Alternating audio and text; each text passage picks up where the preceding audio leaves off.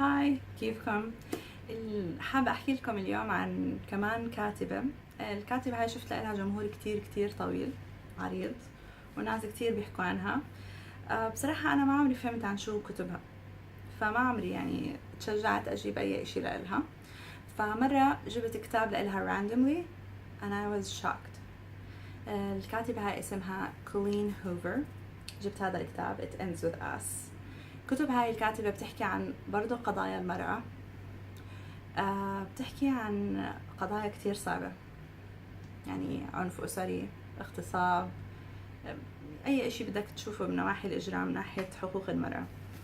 الكتب تبعها فاجأتني، جبت لها أكتر من كتاب، وكل القصص اللي بتحكي عنها بتخلطها هيك بقصة حب وأمل، بس seriously her stories are kind of dark and the topics تبعونهم are hard to read sometimes.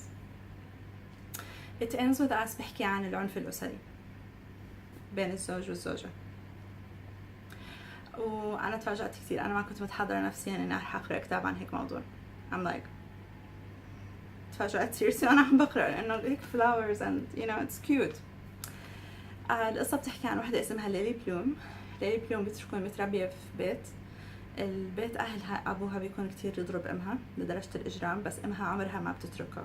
هنا بنضلنا محتارين في القصة إن هي ما بتتركه لأنها بتخاف منه ولا إنها بتضلها تحبه وتسامحه، وبتحكي هاي آخر مرة.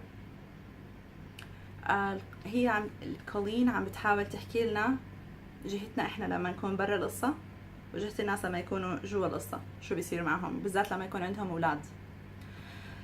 اللي بيصير إنه زي أي إنسان بخرج من هيك بيت بيحكي شو عمري ما بدي أكون في علاقة زي علاقة أمي وأبوي، بس للأسف ليلي بتوقع في هيك علاقة مع شاب كتير بتحبه neurosurgeon and he hits her.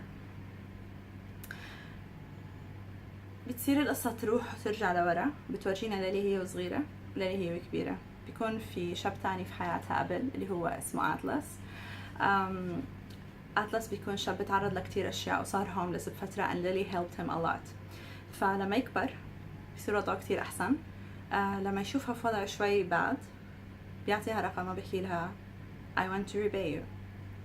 أي إشي بيصير معك and you need me أنا رح أكون واقف معك. and she needs him. اللي بيصير إنه الكاتبة ورتنا كتير إشي حلو، اللي هو علاقتين مختلفتين تماما مع رجلين جدا مختلفين. رجل طبيعي عانى كتير بس he's like direct، ورجل عانى بس قلب عنيف وشرير كتير. بدنا نشوف انه ليلي اصلا طالعه من هيك باك جراوند، هي شافت هذا الاشي في بيت اهلها، فالمفروض انه اول مره حدا يعمل معها هيك she leaves but she does what her mother does, she doesn't leave, she believes him لما يحكي لها انه هاي اخر مره وانا مش قصدي وبالغلط وبلا بلا بلا بلا you know.